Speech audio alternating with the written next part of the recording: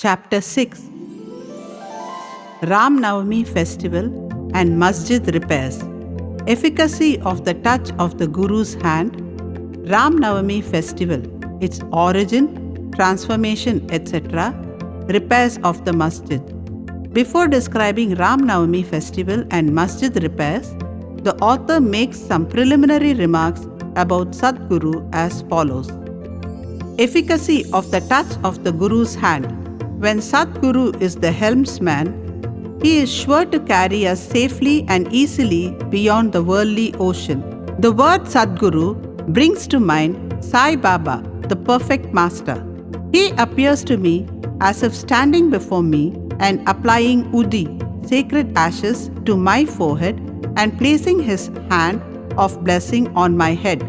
Then joy fills my heart and love overflows my eyes. Wonderful is the power of the touch of Guru's hand. The subtle body, consisting of thoughts and desires, which cannot be burnt by the gross fire, is destroyed by the mere touch of the Guru's hand, and the sins of many past births are cleaned and washed away. Even the speech of those who feel agitated when they hear religious and godly talks attain calmness. The sight of Sai Baba's handsome form chokes our throat with joy, makes the eyes overflow with tears, and overwhelms the heart with emotions. It awakens in us, I am He, Soham. Brahma consciousness manifests the joy of self-realization and dissolving the distinction of I and Thou, makes us one with the Supreme, one reality. When I begin to read scriptures, at every step, I am reminded of my Sadguru Sai Baba, who assumes the form of Rama or Krishna and makes me listen to his life. For instance, when I sit to listen to the Bhagavat, Sai becomes Krishna from top to toe, and I think he sings the Bhagavat or Uddhav Gita, song of teachings by Lord Sri Krishna to his disciple Uddhav, for the welfare of the devotees. When I myself start to write anything, I cannot compose a few words or sentences, but when he of his own accord makes me write, I go on writing, and there is no end to it.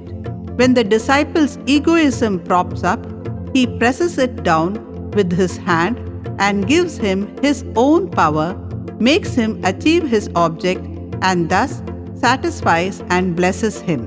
If anyone prostrates before Sai and surrenders his heart and soul to him, then all the chief objects of life, vice, dharma, righteousness, artha, wealth, kama, desire, and moksha, deliverance, are attained easily and unsolicitedly. 4 paths, vice, of karma, dhyan, yoga, and bhakti, lead us separately to God. Of these, the path of bhakti is thorny and full of pits and ditches, and thus difficult to traverse. But if you, relying on Sadguru, avoid the pits and thorns and walk straight, it will take you to your destination, God. So says Sai Baba. After philosophizing about the self-existent Brahma, his power, Maya, to create this world and the world created, and stating that all these three are ultimately one and the same, the author quotes Sai Baba's words guaranteeing the welfare of the bhaktas. There will never be any dearth or scarcity regarding food and clothes in my devotees' home. It is my special characteristic that I always look to and provide for the welfare of those devotees who worship me wholeheartedly with their minds ever fixed on me. Lord Krishna has also said the same in the Gita. Therefore, strive not much for food and clothes. If you want anything, beg of the Lord, renounce worldly honors, try to get the Lord's grace and blessings, and be honored in His court. Do not be deluded by worldly honor. The form of the deity should be firmly fixed in the mind.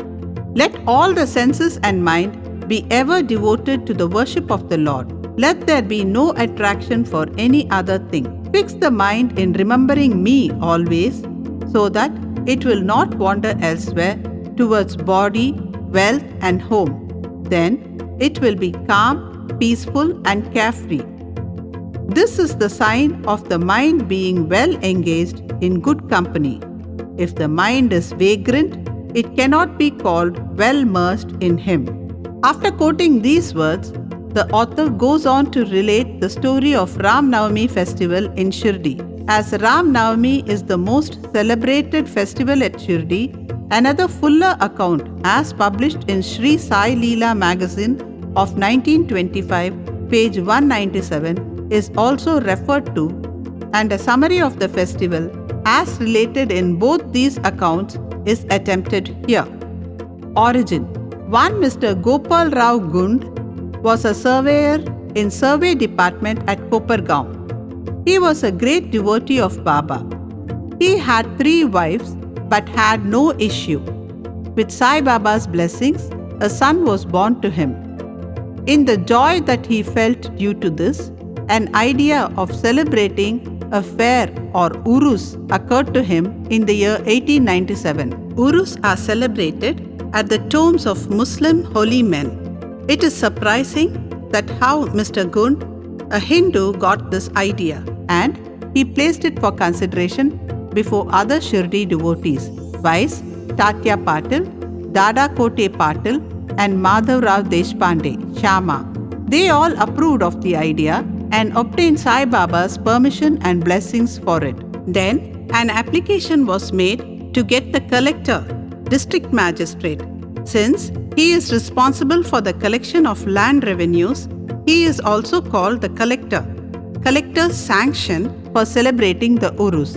But as the village Kulkarni held against the holding the fair, the sanction was refused. But as Sai Baba had blessed it, they tried again and ultimately succeeded in getting the collector's sanction.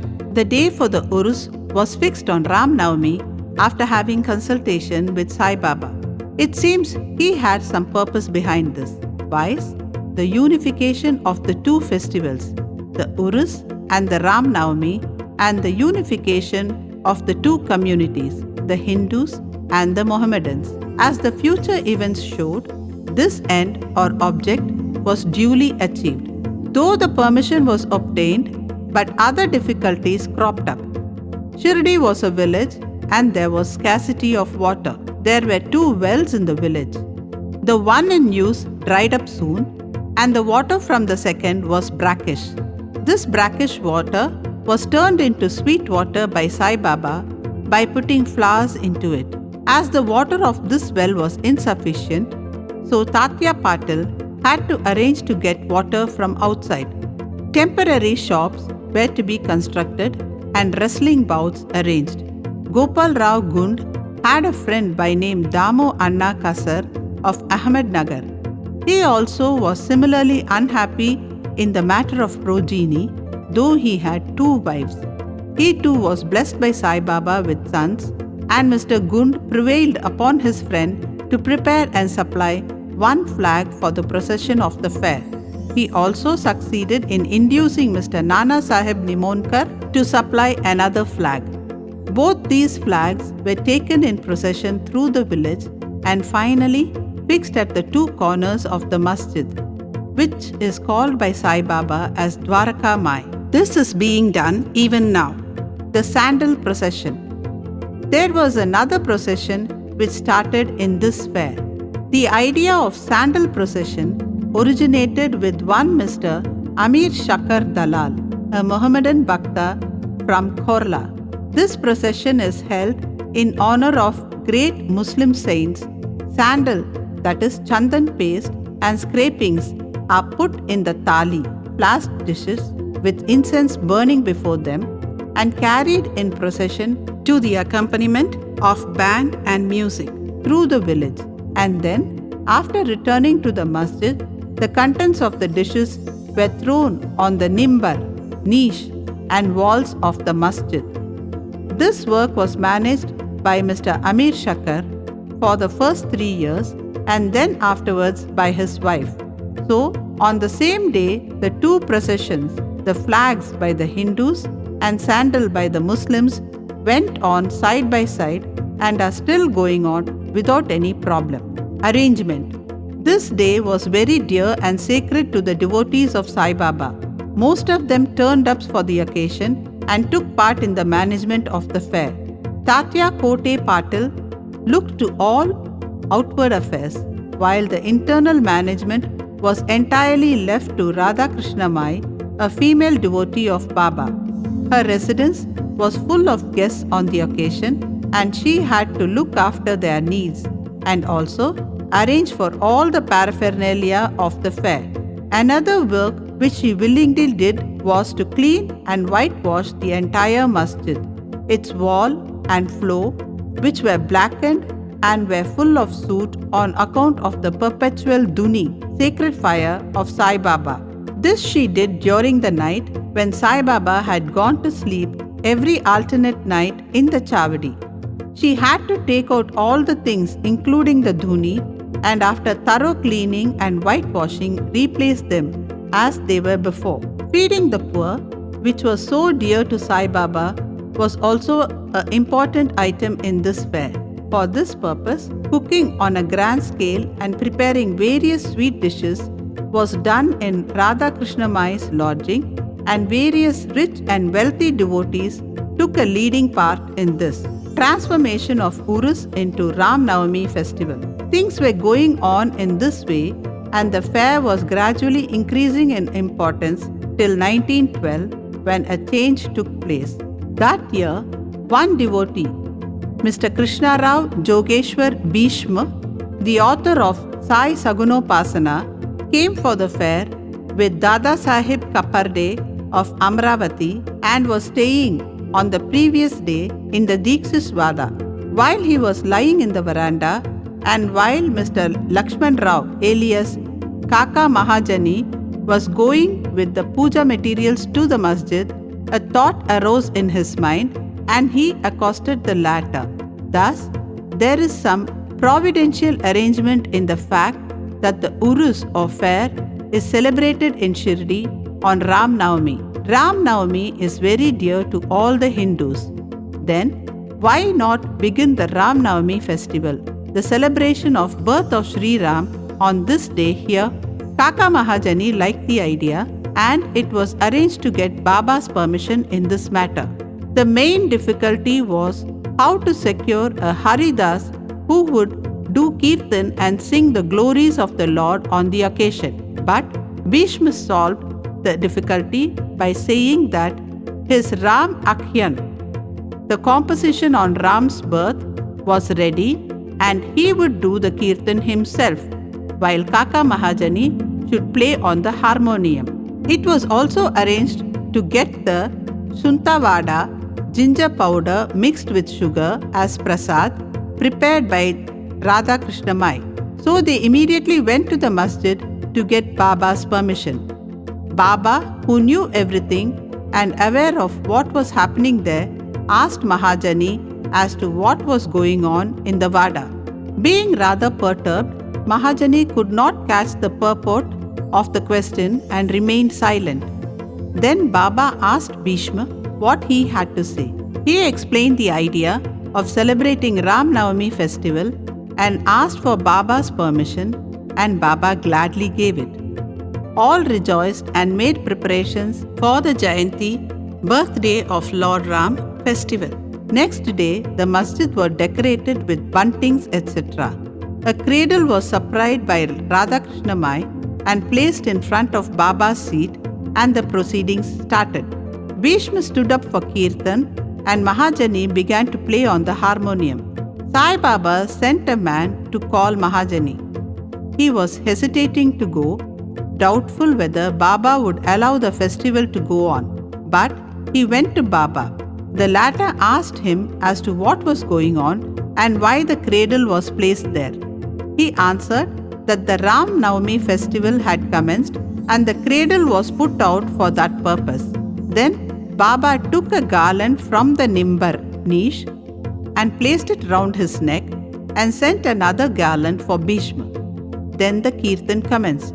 When it came to a close, loud sounds of victory to Ram went up, and gulal, color powder, was thrown up all round amidst band and music. Everybody was overjoyed when suddenly a roar was heard. The red powder thrown promiscuously went up and somehow fell into Baba's eyes. Baba got wild and began to scold and abuse loudly. People got frightened and took to their heels. The intimate devotees who knew Baba well took these scoldings and outpourings of Baba as blessings in disguise. They thought that when Ram was born, it was proper for Baba to get wild and enraged to kill Ravan and his demons in the form of egoism and wicked thoughts, etc. Besides, they knew that whenever a new thing was undertaken at Shirdi, it was usual with Baba to get wild and angry, and so they kept quiet. Radhakrishna Mai was rather afraid and thought that Baba might break her cradle and asked Mahajani to pull the cradle back. When he went to loosen and unfasten the cradle, Baba went to him and asked him not to remove it. Then, after some time, Baba became calm, and that day's program, including Mahapuja and Arati, was finished. Later on, Mr. Mahajani asked Baba for permission to remove the cradle. Baba refused the same, saying that the festival was not yet over. Next day, another kirtan and Gopal Kala ceremony. An earthen pot containing parched rice mixed with curd is hung to be broken after the kirtan and the contents distributed to all, as was done by Lord Krishna among his cowherd friends, was performed, and then Baba allowed the cradle to be removed. While the Ram Navami festival was thus going on, the procession of the two flags by day and that of Sandal by night went off with the usual pomp and show. From this time onwards, the Urus of Baba was transformed into the Ram Navami festival. From next year, 1913, the items in the program of Ram Navami began to increase. Radhakrishna Mai started a Nam Saptah, singing the glory of God's name continuously day and night for 7 days, from 11th day of Chaitra. For this, all devotees took part by turns, and she also joined it sometimes early in the morning. As Ram Navami festival is celebrated in many places all over the country, the difficulty of getting a Haridas was felt again. But 5 or 6 days before the festival, Mahajani incidentally met Bala Bua, who was known as Modern Tukaram, and got him to do the kirtan that year. The next year, 1914, another Bala Bua Satarkar of Birhad, Siddha Kavate, district Satara, could not act as Haridas in his own town as plague was prevailing there, and so he came to Shirdi. With Baba's permission, which was secured through Kaka Sahib Diksit, he did the kirtan and was sufficiently recompensed for his labor. The difficulty of getting a new Haridas every year was finally solved from 1914 by Sai Baba, as he entrusted this function to Dasganu Maharaj permanently, and since that time he has been successfully and creditably conducting that function until now. Since 1912, this festival began to grow gradually year by year. From the 8th to 12th of Chaitra, Shirdi looked like a beehive of men, shops began to increase, celebrated wrestlers took part in wrestling bouts, feeding of the poor was done on a grander scale. Hard work and sincere efforts of Radhakrishna Mai turned Shirdi into a Sansthan state. Paraphernalia increased. A beautiful horse, a palanquin, chariot, and many silver items, utensils, pots, buckets, pictures, mirrors, etc. were presented. Elephants were also sent for the procession. Though all this paraphernalia increased enormously, Sai Baba ignored all these things and maintained his simplicity and modesty as before. It is to be noted that both the Hindus and Mohammedans have been working in unison in both the processions during the entire festival, and there has been no confrontation or quarrel between them at all so far.